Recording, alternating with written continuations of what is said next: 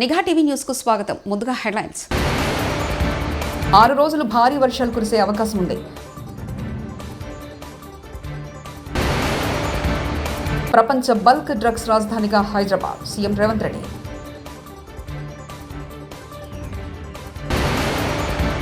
చిన్నారికి నామకరణం చేసిన వైఎస్ జగన్.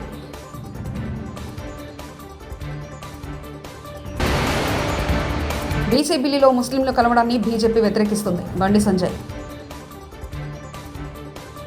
బంగాళాఖాతంలో కేంద్రీకృతమైన వాయుగుండం పడమటి గాలుల వేగ కారణంగా రాష్ట్రంలో మంగళవారం నుండి 6 రోజుల పాటు భారీగా వర్షాలు కురుస్తాయని వాతావరణ పరిశోధన కేంద్రం అధికారులు ప్రకటించారు. 16 నుంచి 17 వరకు చెన్నైతో సహా 6 జిల్లాల్లో కుండపోత వర్షాలు కురుస్తాయని హెచ్చరించారు. ఉత్తర బంగాళాఖాతంలో ఆదివారం సాయంత్రం ఏర్పడిన అల్పపీడనం ఉత్తర దిశగా కదులుతూ వాయు దిశగా పయనించి సోమవారం వేకువజామున 5:30 వాయుగుండంగా మారి బంగ్లాదేశ్ సమీపంలో కేంద్రీకృతమైంది. వైఎస్ఆర్సీపీ అధినేత మాజీ సీఎం వైఎస్ జగన్మోహన్ రెడ్డి చిన్నారికి నామకరణం చేశారు. తల్లిదండ్రుల అభిష్టం మేరకు కేవిన్ అని పేరు పెట్టారు. తమ కుమారుడికి నామకరణం చేయాలని గోపాలపురం నియోజకవర్గానికి చెందిన వైఎస్ఆర్సీపీ ఐటీ వింగ్ ప్రెసిడెంట్ కొండాబత్తుల గిరి జ్యోతి దంపతులు వైఎస్ జగన్ కోరారు. గిరి జ్యోతి దంపతులు కోరి మేరకు కేవిన్ అనే పేరు పెట్టి చిన్నారిని లాలించారు. తమ కుమారుడికి వైఎస్ జగన్ నామకరణం చేయడంపై గిరి దంపతులు హర్షం వ్యక్తం చేశారు. ప్రపంచ బల్క్ డ్రగ్స్ రాజధానిగా హైదరాబాద్ రూపుదిద్దుకుందని తెలంగాణ ముఖ్యమంత్రి రేవంత్ రెడ్డి వ్యాఖ్యానించారు.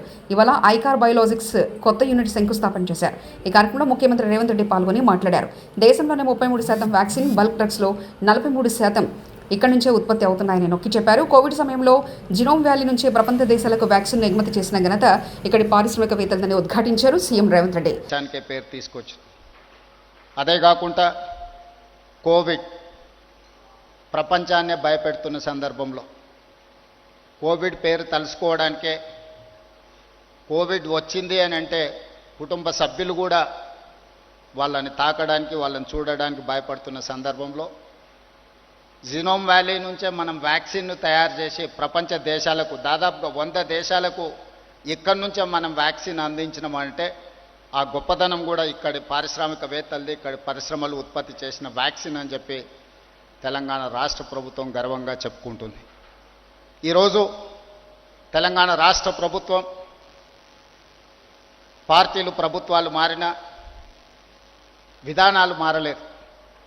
దాదాపుగా 1994 నుంచి 10 సంవత్సరాలు టీడీపీ ఉన్నా, 10 సంవత్సరాలు కాంగ్రెస్ పార్టీ ఉన్నా, 10 సంవత్సరాలు బీఆర్ఎస్ ఉన్నా, ఇప్పుడు మేము అధికారంలోకి వచ్చిన పరిశ్రమల యొక్క పాలసీస్ విషయంలో కానీ, ఇన్సెంటివ్స్ విషయంలో కానీ, పరిశ్రమలకు అనుమతులు ఇచ్చే విషయంలో కానీ విధానపరమైన నిర్ణయాలలో మెరుగుపరుచుకుంటూనే ముందుకు వెళ్ళినాం తప్ప ఎక్కడ కూడా పరిశ్రమలకు ఇబ్బంది కలిగే విధంగా, పారిశ్రామిక విధానాన్ని ముందుకు తీసుకెళ్లే విధంగానే ప్రభుత్వాల నిర్ణయాలు ఉన్నాయి. ఇప్పుడు మా ప్రభుత్వం కూడా ఈ విధానాన్ని ఇంకా వేగంగా, మెరుగైన విధానాలను తీసుకొచ్చి ఈరోజు ఈ దేశంలో పెట్టుబడులను ముఖ్యంగా తెలంగాణ రాష్ట్రానికి ఆకర్షించాలనే ప్రయత్నం చేస్తున్నాం. నేను, మా మిత్రుడు శ్రీధర్ బాబు గారు ఈ 18 నెలల్లో దాదాపుగా 3,28,000 కోట్ల రూపాయల పెట్టుబడులు తెలంగాణ రాష్ట్రానికి ఆకర్షించి ఈరోజు డేటా సెంటర్స్కి హైదరాబాద్ ఈజ్ ద ప్లేస్. ఈరోజు జీసీస్కి దేశంలోనే మొట్టమొదటి స్థానం హైదరాబాద్ నగరానికి ఉంది. ఈ మధ్య బయోఫార్మసైడ్ కానీ ఇతర పరిశ్రమలను ఆకర్షించడంలో కూడా తెలంగాణ రాష్ట్ర ప్రభుత్వం. బీసీ బిల్లులో ముస్లింలు కలవడాన్ని బీజేపీ వ్యతిరేకిస్తుంది. బీసీ బిల్లులో ముస్లిం కమ్యూనిటీకి ఇచ్చే 10% తీసేస్తే బీసీ బిల్లు ఆమోదింపజేసే బాధ్యత మాది. కేంద్ర మంత్రి బండి సంజయ్ ప్రైవేట్ పాఠశాలలో కనీసం డిగ్రీ కూడా లేని వాళ్ళు ఉపాధ్యాయులుగా ఉంటారు. కేంద్ర మంత్రి బండి సంజయ్ కొన్ని ప్రైవేట్ పాఠశాలలో కనీసం డిగ్రీలు ఉన్నాయి, కనీసం పీజీలు ఉన్నాయి, అర్హత లేకుండా కూడా ఇలా పాఠాలు చెప్పే పరిస్థితి వచ్చింది. అసెంబ్లీలో ఎట్టి పరిస్థితులు వ్యతిరేకిస్తాం. మేము ఢిల్లీలో నరేంద్ర మోడీ గారిని ఒప్పియాలంటే, పార్లమెంట్ ఆమోదించాలంటే, ఆర్డినెన్స్ తీసుకురావాలంటే, తెలంగాణ రాష్ట్రంలో నిజమైన బీసీలకు న్యాయం జరగాలని చెప్పి కాంగ్రెస్ పార్టీ ప్రభుత్వానికి చిత్తశుద్ధి ఉంటే 10% ముస్లిం తీసేయండి, బీసీలకు 42% ఇవ్వండి, దాన్ని ఆమోదించే బాధ్యత మేము తీసుకుంటాం. ఈ పద్ధతి మంచిది కాదు. దీన్ని భారతీయ జనతా పార్టీ బీసీ రిజర్వేషన్ను ఆర్డినెన్స్ తీసుకురావడాన్ని మేము వ్యతిరేకించాం. మీరు 10% ముస్లింలకు కలిపి రిజర్వేషన్ ఆర్డినెన్స్ తీసుకొస్తే దాన్ని 100% మేము వ్యతిరేకిస్తాము. ఇది రాజ్యాంగానికి విరుద్ధము. మత ప్రాతిపదికన రిజర్వేషన్ను సుప్రీంకోర్టు కూడా కొట్టేసింది. ఇది రాజ్యాంగానికి విరుద్ధము. బాబాసాహెబ్ అంబేద్కర్ ఆలోచన విధానానికి విరుద్ధం. ఇది ఏమన్నా అంటే కేసీఆర్ను ఉరి తీయాలంటారు. ఆయనకు కాదు, నిన్ను ఉరి తీయాలి. రేవంత్ రెడ్డి ఎన్నికలు వస్తున్నాయంటే కేటీఆర్కు నోటీసులు ఇచ్చి డైవర్షన్ పాలిటిక్స్ చేస్తారు. గోదావరి జలాలు తెచ్చుడు అంత ఈజీ అనుకుంటున్నావా అని రేవంత్ రెడ్డి అంటున్నారు. మరి మేము తీసుకొచ్చాం కదా. అవును, గోదావరి జలాలు తెచ్చుడు ఓటుకు నోటు కేసులో సూట్ కేసు మోసినంత కష్టం అంటూ బీఆర్ఎస్ మాజీ ఎమ్మెల్యే ఘాదర్ కిషోర్ వ్యాఖ్యానించారు. భయం ఏమిటికి మరి నీకు? దేనికి? ప్రజా ఉద్యమాల్లో పనిచేసి, విప్లవోద్యమాల్లో పనిచేసి, తెలంగాణ ఉద్యమాల్లో పనిచేసి 10 సంవత్సరాలు ఉమ్మడి నల్గొండ జిల్లాను అభివృద్ధి పదంలో ముందుకు తీసుకుపోయి నికార్సైన మగపిని కలిగినటువంటి తెలంగాణ బిడ్డగా తెలంగాణ ఉద్యమంలో ఉన్నటువంటి జగదీష్ రెడ్డిని పట్టుకొని నీ ఇష్టం వచ్చిన మాట అయిపోయింది. ఇక లేదంటే కేటీఆర్ గారికి ఒక నోటీస్ ఇస్తా, మళ్ళీ ఇప్పుడు స్థానిక సంస్థల ఎన్నికలు వస్తున్నాయి కాబట్టి మళ్ళీ డైవర్షన్ పాలిటిక్స్ చేస్తా, మళ్ళీ పిలిపిస్తా. లేదంటే హరీష్ రావు గారి మీద నా చవాకులు వెళ్తా. లేదంటే కేసీఆర్ గారి గురించి ఉరి తీయాలి. కేసీఆర్ ఏందిరా? ఎవరిని ఉరి తీయాలి? నిన్ను కదరా ఉరి తీయాల్సింది. గోదావరి జలాలు వచ్చాడంటే అంత ఈజీ అనుకుంటున్నావా? సోడాల నీళ్ళు కలిపినట్టు అంటుండు. మరి మేము తీసుకొచ్చినాం కదా, 5 సంవత్సరాలు ఇచ్చినాం కదా. మరి అంటే అంత కష్టమైన దాన్ని మేము చేసినా నువ్వు ఒప్పుకుంటున్నట్టే కదా. వాస్తవమే. మరి గోదావరి జలాలు తీసుకొచ్చి చాలా కష్టం. ఓటుకు నోటు కేసుకు సూట్ కేసు మోసినంత కష్టం, చాలా కష్టం ఉంటుంది తీసుకురావాలి. చంద్రబాబు కోసం బనకచెర్లకు అడ్డు రాకుండా ఉండడానికి కాళేశ్వరాన్ని వండబెడుతున్నారు. నీళ్ల విషయంలో రేవంత్ రెడ్డి మాట్లాడుతున్న ప్రతి అక్షరం చంద్రబాబు రాసి పంపించింది. నీ మంత్రులు నువ్వు వేలాది లారీలతో ఇసుక తవ్వడానికి నువ్వు ఇవాళ కాళేశ్వరం నీళ్లను ఇవ్వడం లేదు. మాజీ మంత్రి ఎమ్మెల్యే జగదీష్ రెడ్డి వచ్చే కమిషన్ ఏదైతే ఉంటుందో ఆనాటికి మనం గోదావరిలో ఇప్పటికే మనకు హక్కుగా ఇచ్చిన జీవోల ద్వారా ఇచ్చిన 960 టీఎంసీల నీళ్ళని మేము ఆల్రెడీ వాడుకుంటున్నాం. పై వచ్చే నీళ్ళలో కూడా మాకు ఇంకా అక్కర ఉంది, కొత్తగా ప్రాజెక్టులు మొదలుపెట్టుకుంది అని చెప్పి మనం చెప్పాల్సిన దాన్ని కాళేశ్వరం ద్వారానే 150 టీఎంసీల నీళ్లు మేము వాడుతున్నామని చెప్పాల్సిన విషయాన్ని దాచిపెట్టి చంద్రబాబుకు కావాల్సిన పద్ధతుల్లో, బనకచెర్లకు కావాల్సిన పద్ధతుల్లో నువ్వు యాక్షన్ చేస్తూ ఉన్నావు. ప్రతి అక్షరం నీళ్ళ విషయంలో నువ్వు మాట్లాడుతున్న ప్రతి అక్షరం చంద్రబాబు రాసి పంపిందే. చంద్రబాబు ఏజెంటు ఇక్కడ ఉన్న ఆదిత్యనాథ్ దాస్ ద్వారా రాసిచ్చిన స్క్రిప్టులు చదువుతూ తెలంగాణ రైతులు పెట్టిన భిక్ష నీ పదవి, దాన్ని ఉపయోగించుకొని అదే రైతాంగానికి ద్రోహం చేస్తున్నావు. దానికి తోడు స్వామి కార్యం స్వకార్యం అన్నట్టు వేలాది లారీలను పెట్టి ఇసుక తోడుతున్న తొడేళ్ళు అక్కడ దుర్మార్గంగా కోట్లాది రూపాయలు సంపాదించుకోవడానికి నీవు, నీ మంత్రులు, నీ మంది మార్బలం చేసే దుర్మార్గం కొరకు కాళేశ్వరం నీళ్ళని ఇవ్వటం లేదు. ఇవాళ నువ్వు కేవలం చంద్రబాబు డైరెక్షన్లో బనకచెర్లకు అడ్డు రాకుండా ఉండడం కొరకు మాత్రమే కాళేశ్వరాన్ని బండబెడుతున్నావు.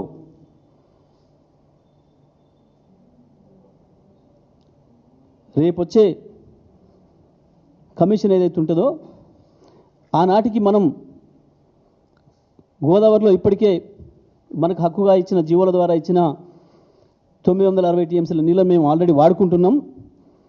పై వచ్చే నీళ్ళలో కూడా మాకు ఇంకా అక్కర ఉంది, కొత్తగా ప్రాజెక్టులు మొదలుపెట్టుకుంది అని చెప్పి మనం చెప్పాల్సిన దాన్ని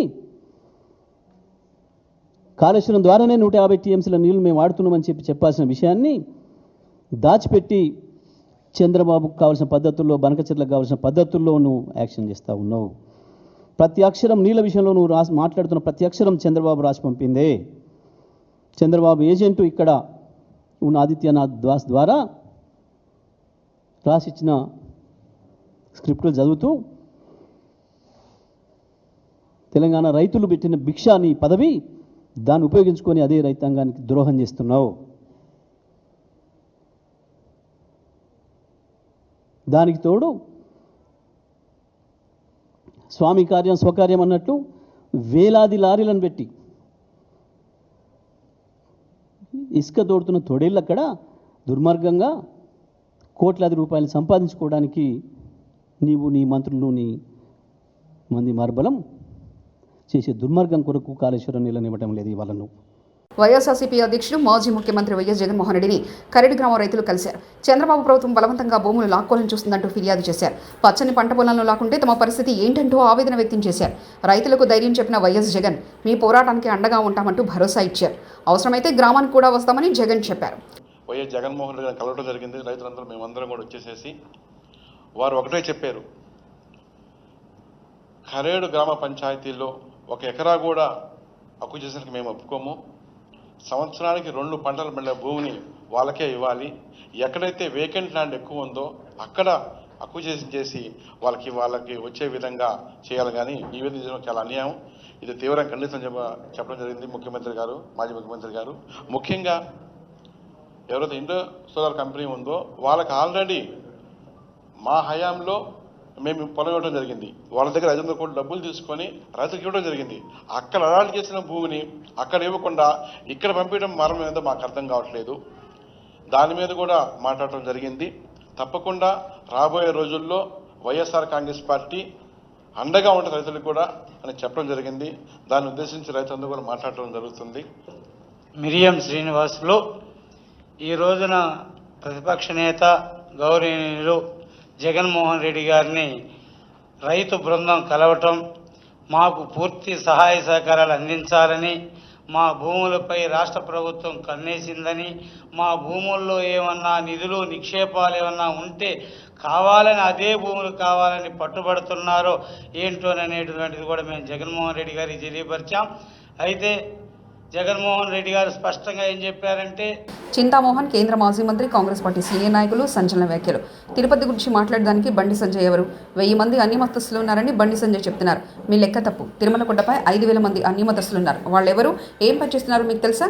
తిరుమలకొండకు వస్తున్న భక్తుల మలమూత్రాలను ప్రతిరోజు శుభ్రం చేస్తున్నారు. పొట్టకుట్టి కోసం 10-12 వేల రూపాయలకు పనిచేస్తున్నారు. ప్రతి ఆదివారం చర్చికి పోతున్నారు. వాళ్ళ ఇళ్లలో బైబిల్ ఉంది. మలమూత్రాలను కడిగి శుభ్రం చేస్తున్న 5000 మంది కార్మికులకు తీసేసే దమ్ము నీకుందా? బాధ్యతతో ఉండాల్సిన అవసరం ఉంది. గుర్తు చేస్తున్నా, నేను దాదాపు 50 సంవత్సరాల్లో 20 మంది ఈవోలను చూస్తుంటాను. నేను ఇప్పటిదాకా చూడలేదు. ఒకటి వచ్చి 1 సంవత్సరం పైన వస్తాం. అది ముఖ్యంగా టీటీవీ అర్చకులకు మేము ఇళ్ల స్థలాలు ఇవ్వాలని డిమాండ్ చేస్తున్నాం. అలిపిరి దగ్గర దాదాపుగా సంవత్సరం పైన డిమాండ్ చేస్తున్నాం. చంద్రబాబు నాయుడు ఇది నీకు తప్పదు, నేను చెప్తున్నాను. అర్చకులకి ఖచ్చితంగా వెంటనే 1 నెల లోపల 5 సెంట్లు అలిపిరి దగ్గర ఇచ్చాయి. తర్వాత మళ్ళీ ఆలోచిద్దాం. దాదాపు 1000 పైన ఉంటారు. వాళ్ళకి ఇచ్చేయి ముందు. తప్పదు చంద్రబాబు నాయుడు గారు, మీరు ఆలోచించండి. మీకు ఇది బాధ్యతగా మీకు చెప్తున్నాను. రెండో విషయం, బండి సంజయ్. ఏంది ఆ బండి సంజయ్? ఎవరి అబ్బాయి? ఏంది తిరుపతిల గురించి మాట్లాడేదానికి? ఎవరి అబ్బాయి? 1000 మంది ఉన్నారంటున్నాడు అన్యమతస్తులు. 1000 మంది కాదు, 5000 మంది ఉన్నారు. ఏం చేస్తావో చేసుకో. 5000 మంది ఉన్నారు అన్యమతస్తులు. ఎవరు వాళ్ళు?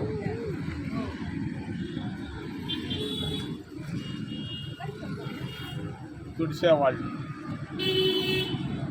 మీరు పోసే ఒంటేలు కడిగేవాళ్ళు, మీరు అక్కడ చేస్తున్నటువంటి మలమూత్రాలను కడిగేవాళ్ళు 5000 మంది ప్రతిరోజు కష్టానికి, నష్టానికి, ఆరోగ్యానికి అన్నిటినీ తల వంచి చేసుకుంటున్నారు. పొట్ట కూటి కొరకు అన్యమతస్తులు ఉన్నారు.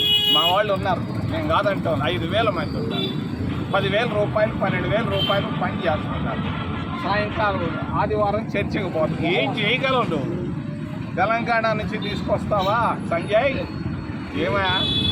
ఏమైపోయిందా మీ భారతీయ జనతా పార్టీకి? ఏమి లేదా? వేరే మార్గమే, వేరే మాటలే లేవా? ఏమైపోతా ఉంది భారతీయ జనతా పార్టీ? నేను అడుగుతున్నాను, మోడీని అడుగుతున్నాను, అమిత్ షాని అడుగుతున్నాను. దమ్ముంటే జవాబు చెప్పండి. ఏంది ఇది అన్యమతాలు? 6 రోజులు భారీ వర్షాలు కురిసే అవకాశం ఉంది. ప్రపంచ బల్క్ డ్రగ్స్ రాజధానిగా హైదరాబాద్. సీఎం రేవంత్ రెడ్డి.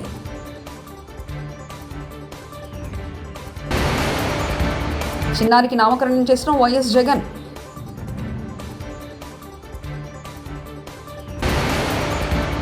బీసీ బిల్లులో ముస్లింలు కలవడాన్ని బీజేపీ వ్యతిరేకిస్తుంది. బండి సంజయ్.